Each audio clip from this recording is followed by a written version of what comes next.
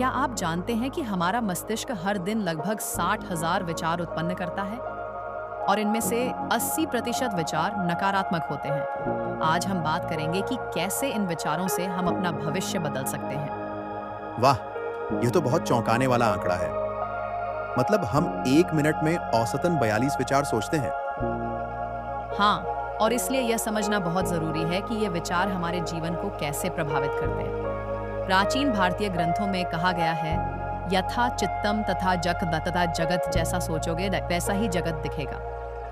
हम तो क्या इसका मतलब है कि हमारे विचार सीधे हमारी वास्तविकता को बदल सकते हैं? देखिए, न्यूरोसाइंस के अनुसार जब हम कोई विचार करते हैं तो हमारा मस्तिष्क डोपामाइन और सेरोटोनिन जैसे न्यूरोट्रांसमीटर्स छोड़ता है।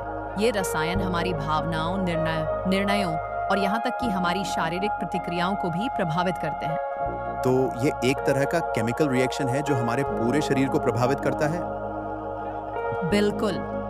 और यही नहीं, हार्वर्ड मेडिकल स्कूल के एक अध्ययन के अनुसार सकारात्मक विचार रखने वाले लोगों में हृदय रोग का खतरा 50% तक कम होता है। साथ ही उनकी प्रतिरक्षा प्रणाली भी मजबूत होती है। अरे, यह तो बहुत महत्वपूर्ण जानकारी है। लेकिन इतने सारे नकारात्मक विचारों को कैसे बदला जा सकता है? इसके लिए मैं 3 प्रमुख तकनीकें बताना चाहूंगी। पहली है विचार जागरूकता, अपने विचारों को पहचानना।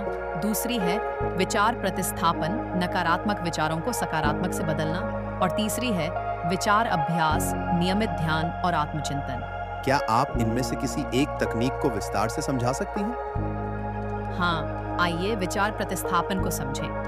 जब भी कोई नकारात्मक विचार आए, जैसे मैं यह नहीं कर सकता, इसे बदलकर मैं इसे सीख रहा हूँ और बेहतर हो रहा हूँ में बदलें। एक शोध के अनुसार इस तरह का बस अभ्यास 21 दिनों में नई न्यूरल पाथवे बना सकता है। तो क्या यह वही है जिसे लोग न्यूरोप्लास्टिसिटी कहते हैं? बिल्कुल सही। न्यूरोप्लास्टिसिटी हमारे मस्तिष्क की वह क्षमता है जो नए विचारों और अनुभवों के आधार पर खुद को पुनर्गठित कर सकती है। यही कारण है कि योग और ध्यान जैसी प्राचीन भारतीय पद्धतियां आज वैज्ञानिक दृष्टि से भी प्रासंगिक हैं।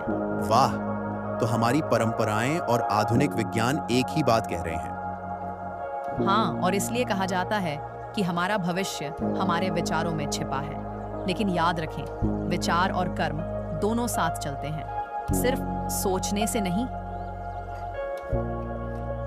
बल्कि उस दिशा में काम करने से भी बदलाव आता है। तो आज की चर्चा का मुख्य संदेश क्या है?